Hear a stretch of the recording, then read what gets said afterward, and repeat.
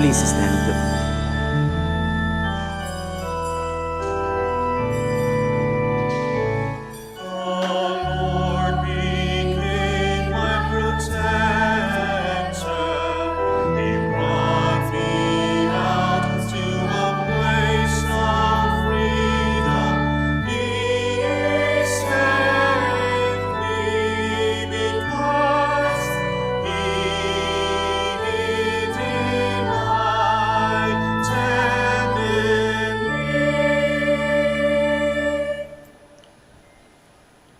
In the name of the Father, and of the Son, and of the Holy Spirit. Amen.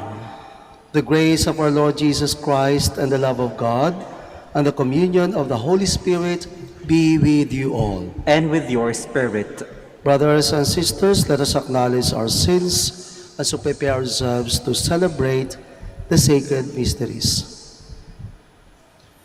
I confess To Almighty God, and to you, my brothers and sisters, that I have greatly sinned in my thoughts and in my words, in what I have done and in what I have failed to do. Through my fault, through my most grievous fault. Therefore I ask Blessed Mary, ever Virgin, all the angels and saints, and you, my brothers and sisters, to pray for me to the Lord our God. May Almighty God have mercy on us, forgive us our sins, and bring us to everlasting life. Amen.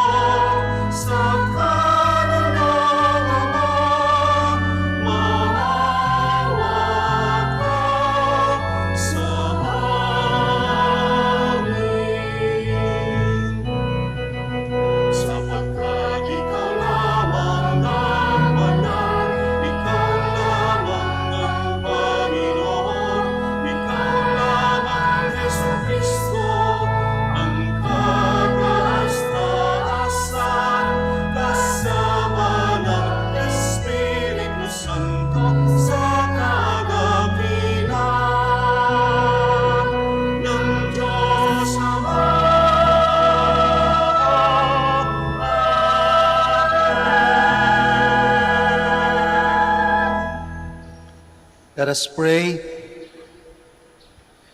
Grant us, O Lord, we pray, that the course of our world may be directed by your peaceful rule, and that your church may rejoice, untroubled in her devotion.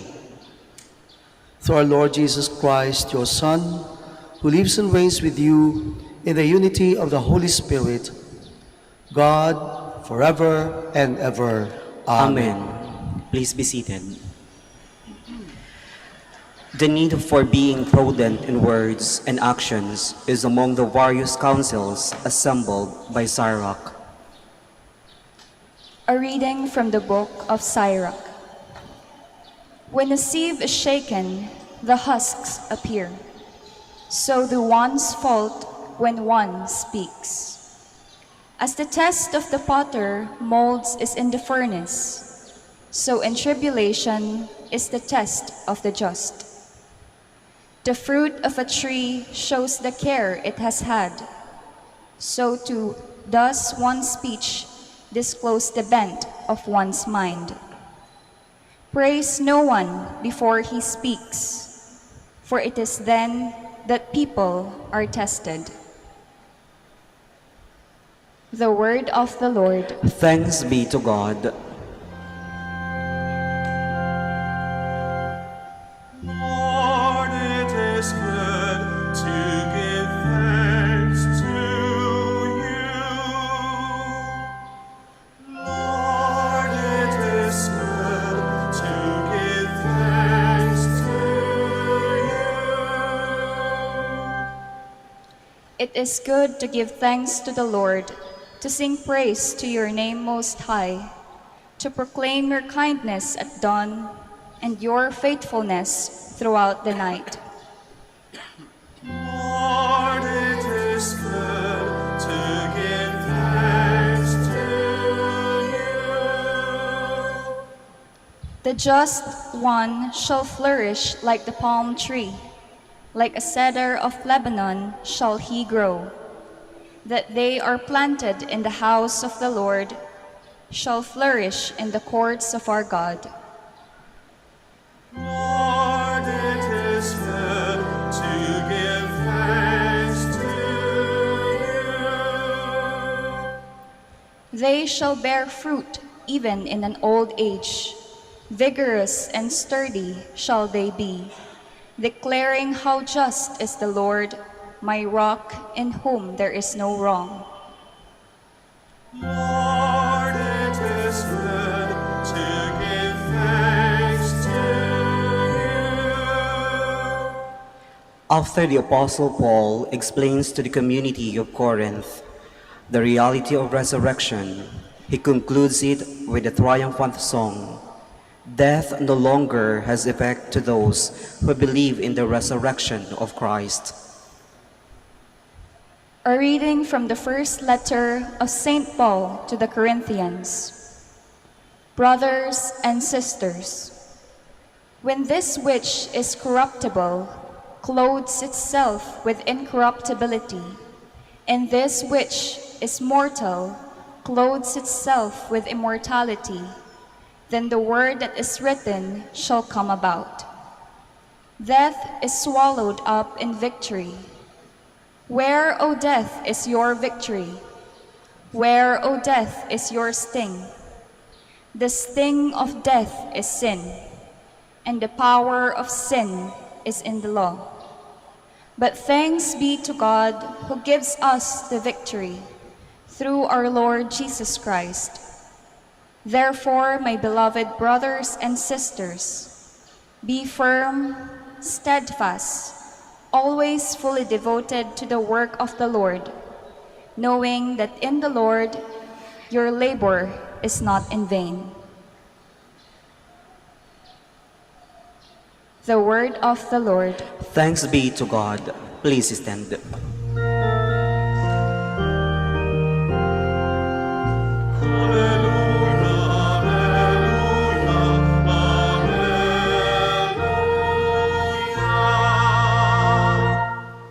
Shine like the lights in the world as you hold unto the word of life.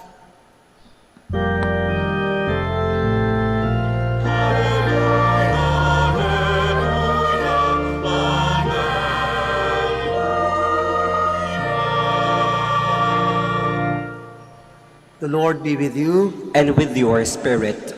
A reading from the Holy Gospel according to Luke. Glory to you, O Lord. Jesus told his disciples a parable. Can a blind person guide a blind person? Will not both fall into a pit? No disciple is superior to the teacher, but when fully trained, every disciple will be like his teacher. Why do you notice the splinter in your brother's eye, but do not perceive the wooden beam in your own? How can you say to your brother, "Brother, let me remove that splinter in your eye," when you do not even notice the wooden beam in your own eye? You hypocrite, remove the wooden beam from your eye first. Then you will see clearly to remove the splinter in your brother's eye.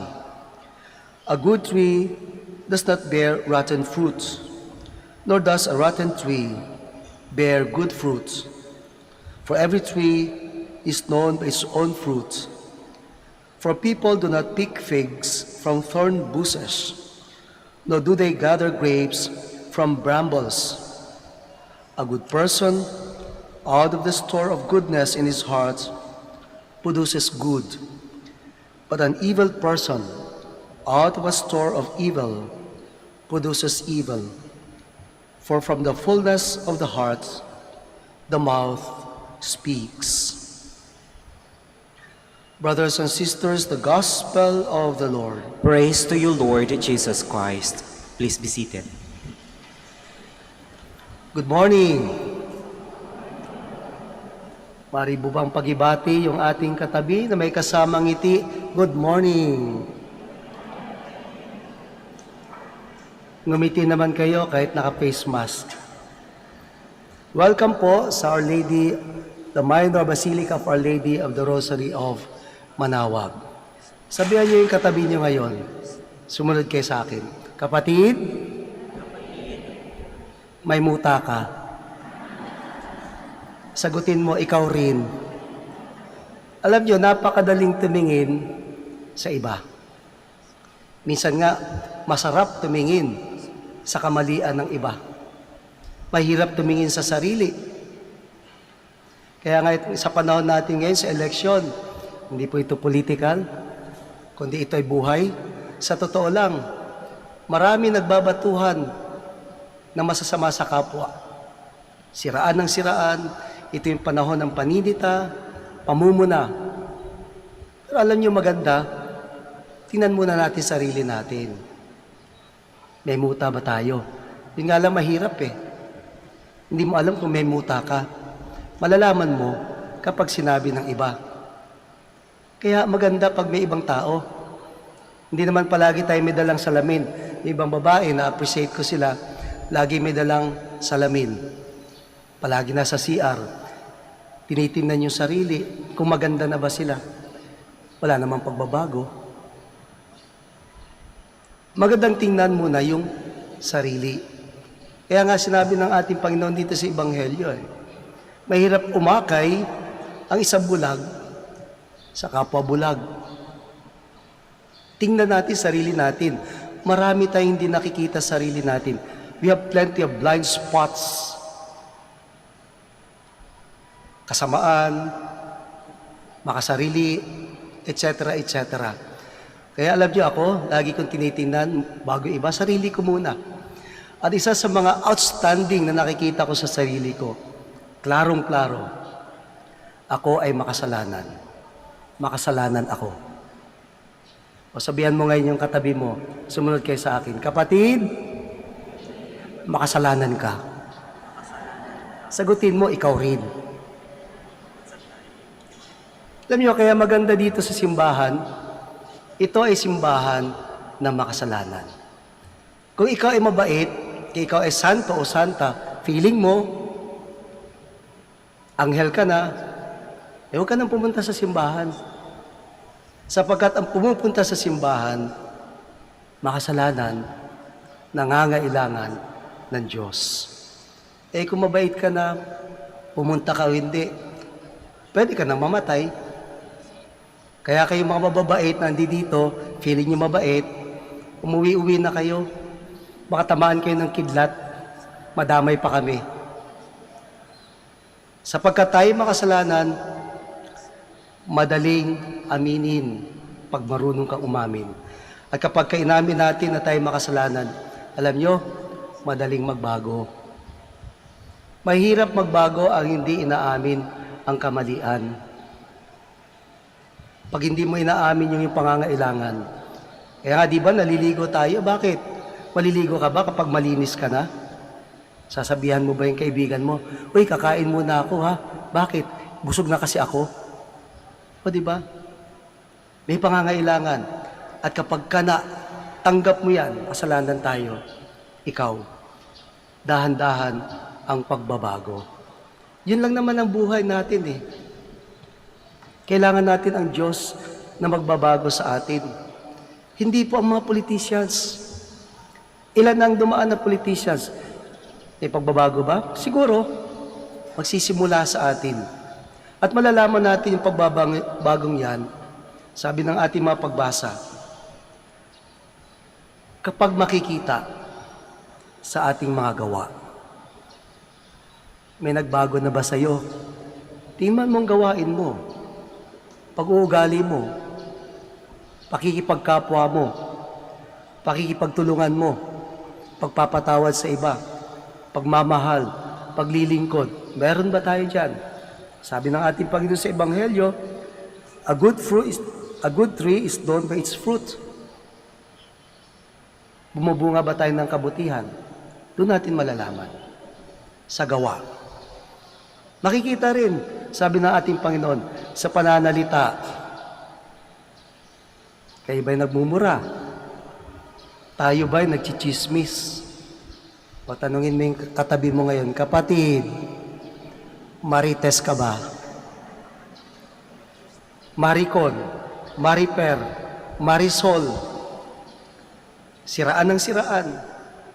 Doon makikita ang tunay na Kristiyano. Sa salita, sa gawa, sa isip. Inaanyayahan tayo ng Panginoon, bumunga. Bago tayo bumunga, punuin natin yung ating sarili ng grasya. Paano punuin ng grasya? Aminin natin na kailangan natin ng Diyos.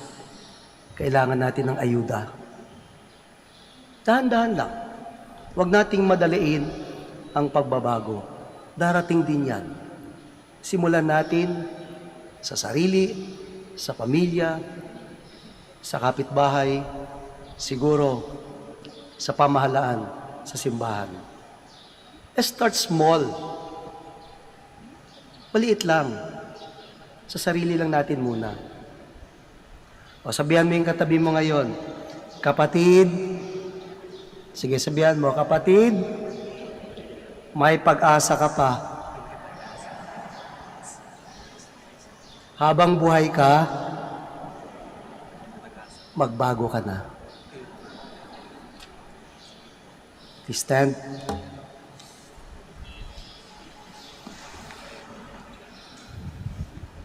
Let us now profess our faith, so we all say, I believe in one God, the Father Almighty, maker of heaven and earth, of all things visible and invisible.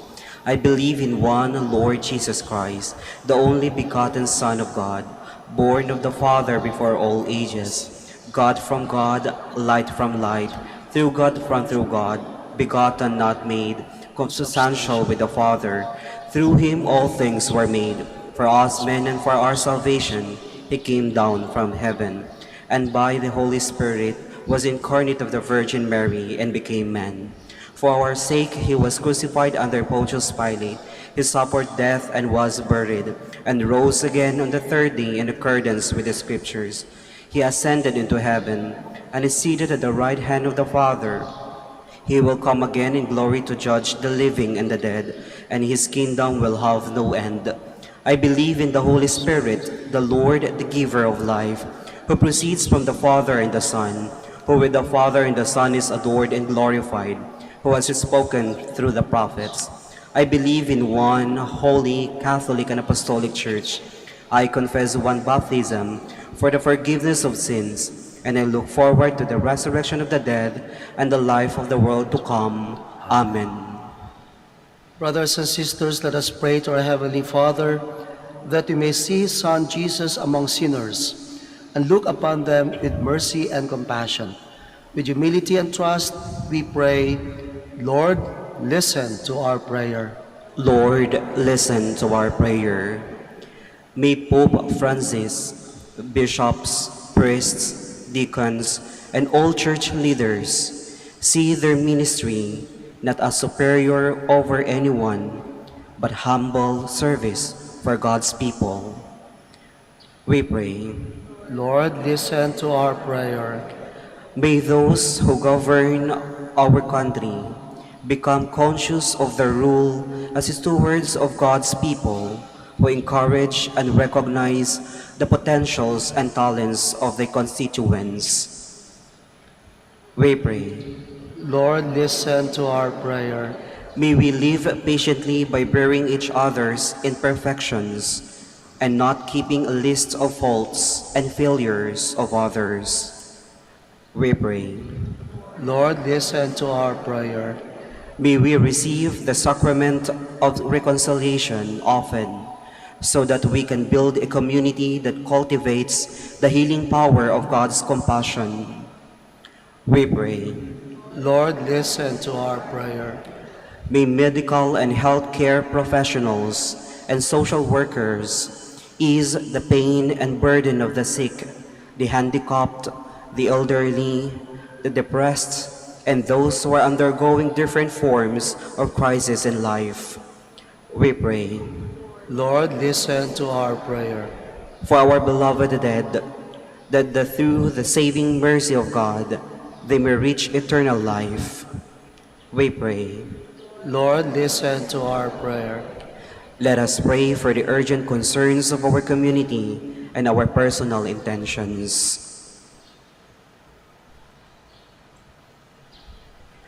We pray. Lord, listen to our prayer. Listen to the prayers of your children, Lord. Grant us the capacity to forgive from our hearts so that we may be one with you, who live and reign forever and ever. Amen. Please be seated.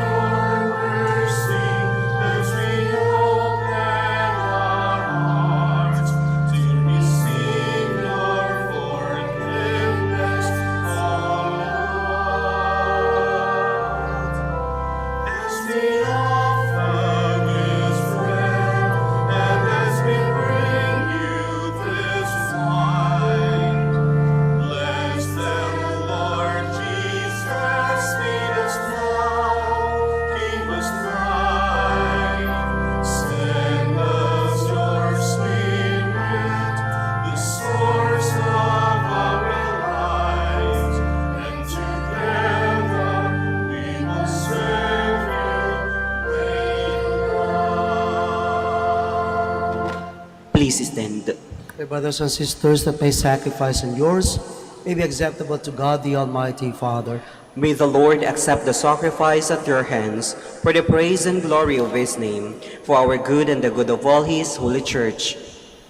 O God, who provide gifts to be offered to your name and count our oblations as signs of our desire to serve you with devotion, we ask of your mercy that what you grant as the source of merit may also help us to attain merit's reward.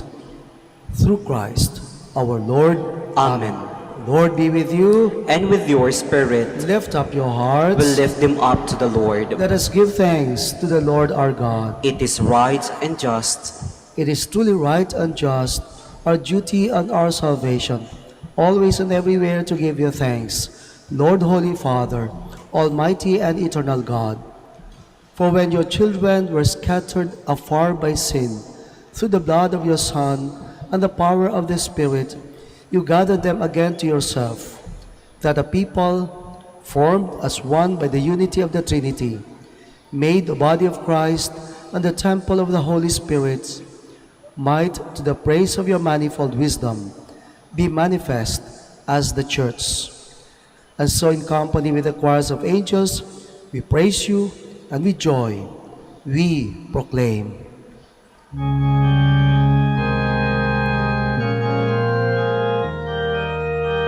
Santo, Santo, Santo, Panginoong Diyos na mamamuno, napupuno ang langit at lupa, nagdadakilaan mo, Hosanna, Hosanna sa kahitaasan, sa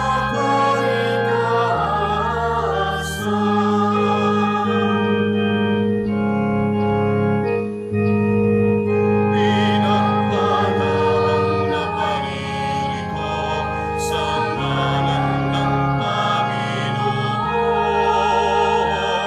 Hosanna, Hosanna sa kahitaasan, sa kahitaasan, sa kahitaasan. Please kneel. You are indeed holy, O Lord, the fount of all holiness. Make holy therefore these gifts, we pray, by sending down your Spirit upon them like the dewfall, so that they may become for us the body and blood of our Lord Jesus Christ. At the time he was betrayed and entered willingly into his passion, he took bread, and giving thanks, broke it, and gave it to his disciples, saying, "Take this, all of you, and eat of it, for this is my body, which will be given up for you."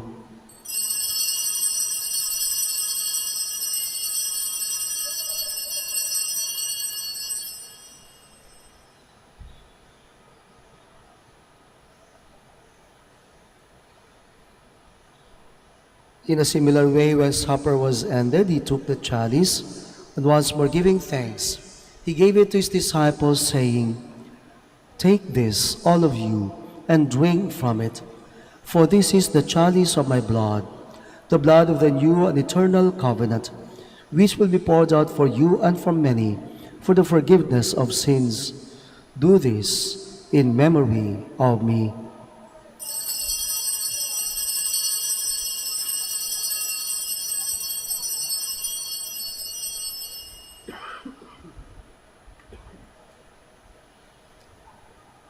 The mystery of faith. Eat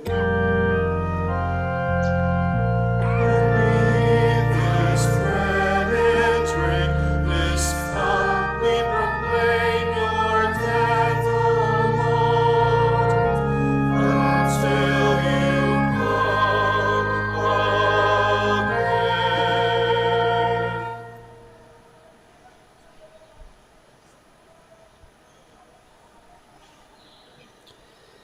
Therefore, as we celebrate the memorial of his death and resurrection, we offer you, Lord, the bread of life and the chalice of salvation, giving thanks that you have held us worthy to be in your presence and minister to you.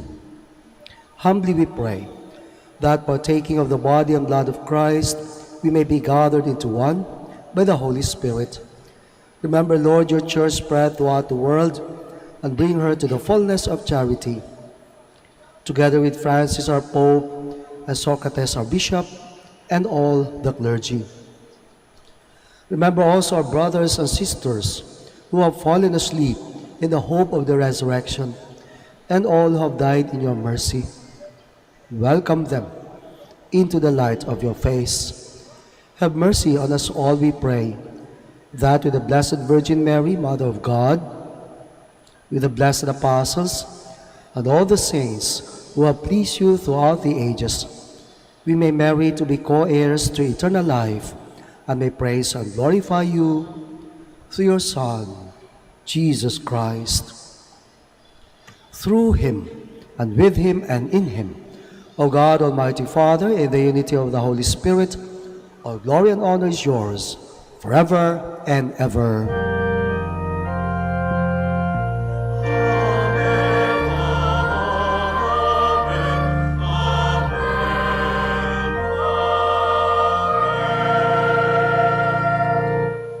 On the Please Savior's stand. command and formed by divine teaching, we dare to say,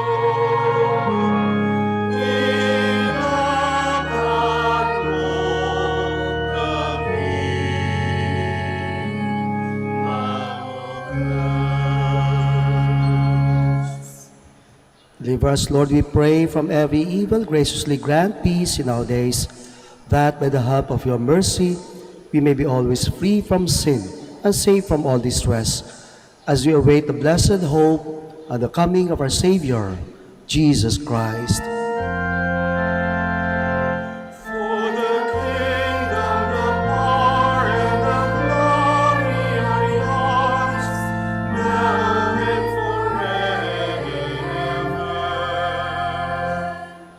Lord Jesus Christ, who said to your apostles, "Peace I leave you, my peace I give you," look not on our sins, but on the faith of your church, and graciously grant her peace and unity in accordance with your will, who live and reign forever and ever. Amen. Peace of the Lord be with you always. And with your spirit. Let us offer each other the sign of peace. Peace with Peace you. be with you.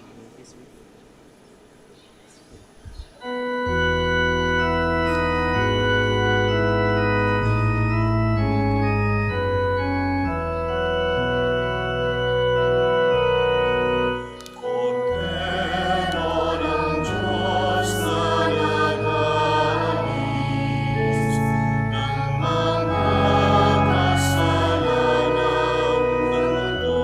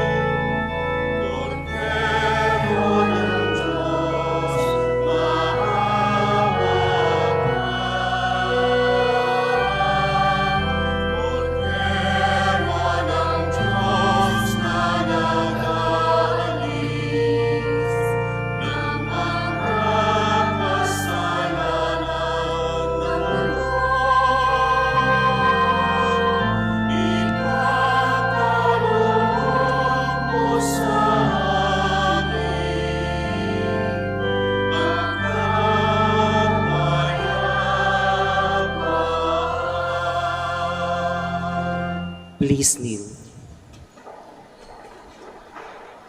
Behold the Lamb of God. Behold him who takes away the sins of the world. Blessed are those called to the supper of the Lamb. Lord, I am not worthy that you should enter under my roof, but only say the word, and my soul shall be healed. The body of Christ. Amen.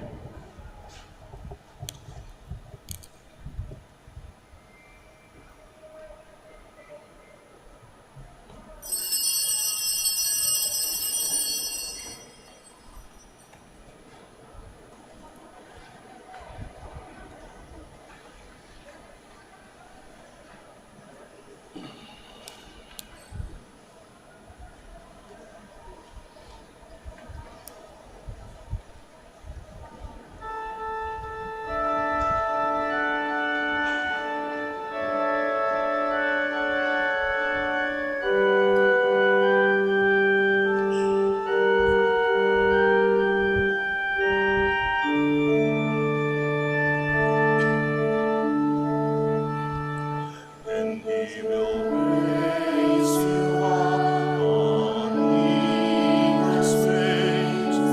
There you walk the breadth of dawn, make it to shine like the sun, and hold you in the palm of his dwell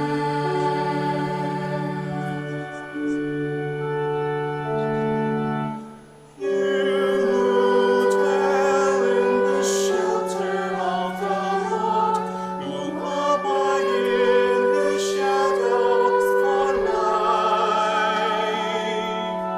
Say to the Lord, my refuge, my rock in whom I trust, and he will raise you up on eagle's wings. There you on the breadth of dawn, make you to shine like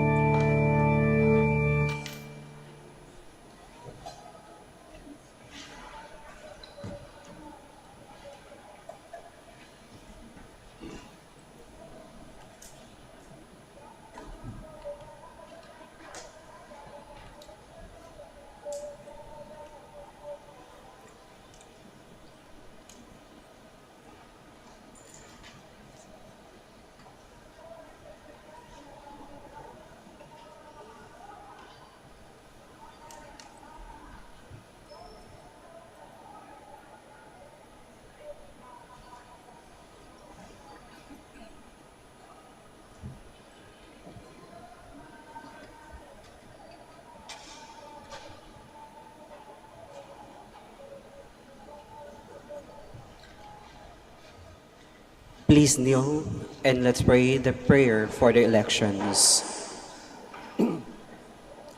Let us pray that the forthcoming elections may truly reflect the will of the Lord, who guides the destinies of nations. Let us pray together. Deliver us, Lord. Deliver us, Lord, from coercion, violence, and terrorism, Deliver us, Lord. from dishonesty, lies, and all distortion of truth, Deliver us, Lord. from bribery, graft, and all conspiracy for fraud, Deliver us, Lord. from threats, intimidation, and perverse language. Deliver us, Lord. Let us pray together. Hear us, Lord. Hear us, Lord, that conscience may always be our ultimate norm, Hear us, Lord. that the common good may always be our highest goal, Hear us, Lord. that human dignity may be respected all the time, Hear us, Lord. that the poor and the weak may always have the priority, Hear us, Lord. that genuine fear of God and love of neighbors may guide those who seek public office. Hear us, Lord. Let us pray. Shepherd of souls and Savior of the nations, politics is your gift to us, a call to serve others. May our political engagement for voters and candidates bring glory to your loving name and help us grow in holiness forever and ever. Amen. Please stand. Let us pray. Nourished by your saving gifts, we beseech your mercy, Lord, that by this same sacrament with which you feed us in the present age, you may make us partakers of eternal life. Through Christ, our Lord. Amen. Please be seated for some announcement. Sa darating na March 2, 2022 ay gaganapin na ang Miyerkules ng Abo. Inaanyayahan po namin kayong lahat na makiisa sa mga banal na misa na magaganap sa alas 6 ng umaga, alas 7:30 ng umaga, alas 9 ng umaga, alas 10:30 ng umaga, alas 12 ng tanghali, alas 3 ng hapon, at ng alas 4:30 ng hapon. Sa March 4 naman ay magsisimula na ang Via Crucis na magaganap tuwing Biyernes ng alas 3:30 ng hapon. Maraming salamat po. Please stand. Maraming salamat po sa inyong pagdalo, pakikisa sa misang ito. Naway sa inyong pag-uwi, dala nyo, bitbit nyo, ang biyaya ng Panginoon at ang mga panalangin na mahal na Ina. The Lord be with you. And with your spirit. May Almighty God bless you, the Father, and the Son, and the Holy Spirit. Amen. Amen. The Mass is ended. Go in peace. Thanks be to God.